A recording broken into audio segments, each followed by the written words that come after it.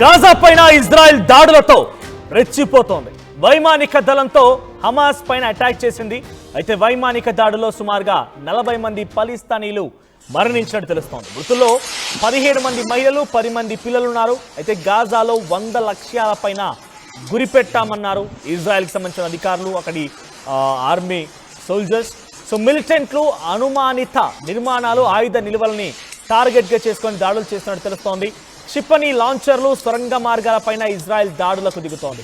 ఇప్పటివరకు గాజా పైన ఇజ్రాయెల్ దాడులు చేయడం మొదలుపెట్టిన నాటి నుంచి ఈ రోజు వరకు 60,000 మంది సామాన్యమైనటువంటి ప్రజలందరూ కూడా మరణించడం జరిగింది. దాంట్లో సుమారుగా 15,000 మంది చిన్నారులు, చిన్న చిన్న పసిగుడ్లు ఉన్నారు. 15,000 మంది చిన్న చిన్న పిల్లలు, 60,000 మంది సుమారుగా అక్కడ మరణించిన వారి సంఖ్య నమోదైనట్టుగా అఫీషియల్ గా గాజా హెల్త్ మినిస్ట్రీ ఈ విషయాన్ని ప్రకటించింది. సుమారుగా 60,000 మంది, దాంట్లో పెద్ద ఎత్తున చిన్నారులే ఉన్నారు. 15,000 నుంచి 20,000 మంది వరకు కూడా చిన్న చిన్న పసిగుడ్లు, ముక్కు పచ్చలారిన చిన్నారులు ఉన్నారు. సో సుమారుగా 2,000 వరకు కూడా ఇజ్రాయెల్లో మరణాలు సంభవించాయి ఈ యుద్ధాల కారణంగా. సో రోజు రోజుకి సంఖ్య పెరుగుతూ పోతోంది.